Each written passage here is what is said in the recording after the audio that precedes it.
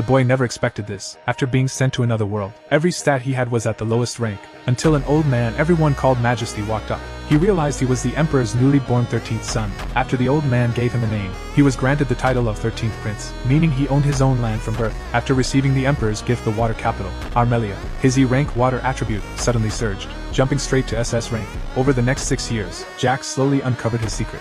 Because his territory focused on water, even the servants all had water attributes. That was how his water stat reached SS rank. He learned he grew stronger by gathering followers. The more subordinates he had, the higher Jack's power climbed. But Jack's shocking talent naturally attracted greedy eyes. That day the Crown Prince and 4th Prince arrived, bringing him a special gift. Even the gift box itself released an unsettling aura. Servants nearby staggered as they walked. The moment the box was opened, countless screaming souls appeared, as if crying out to Jack. Jack cursed under his breath. The Crown Prince was clearly testing him. Refusing now would only cause trouble. With no choice, he reached for the demon's sword, yet it had no effect on him. Seeing this, the Crown Prince spoke. So the SS rank water attribute is real. Amused, he said, a fine sword fits a hero, then left with the 4th Prince. That night Jack sensed something off with the maid Zoe. He immediately asked her why. Zoe hesitated and asked to resign. Her hometown had been flooded. All the farmland was destroyed. Her mother, living alone, lost all income. Relatives hit by the same disaster tried to use her service to the prince to sell her to the red light district. For Jack, this was easily solved with money, and anyone who served his estate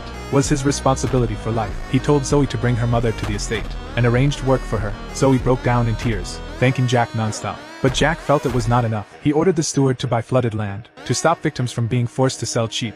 After checking the numbers, it would cost around 700,000 lien, when a man in the capital earned only 120 a year. It was an absurd amount. Jack checked the treasury. He could gather about 500,000, leaving a gap of 200,000 to cover the shortfall. Jack decided to sell land gifted by the Emperor. The steward rushed to stop him. Selling imperial gifts without approval was a serious offense, but Jack did not care. The next day preparations were complete. Jack prepared to inspect the disaster zone. His 4th brother Henry rushed over. Seeing Jack carrying the demon's sword, Henry pulled him aside to warn him. Before the sword was fully tamed, it must never be used lightly, or it could cost his life. Jack silently remembered the warning, then led the relief team forward. The scene was total devastation. Fields were destroyed. Root crops had rotted away. Victims survived on imperial rations. Jack secretly tasted the food. It was nearly impossible to swallow. His anger ignited. The Empire would never issue food like this. Just then the relief official Geralt arrived. He glanced at the food, covered his nose and said it was fine. Jack could no longer hold back. He accused Geralt of stealing relief funds. Geralt did not deny it, claiming he deserved payment. Seeing Jack was only a child,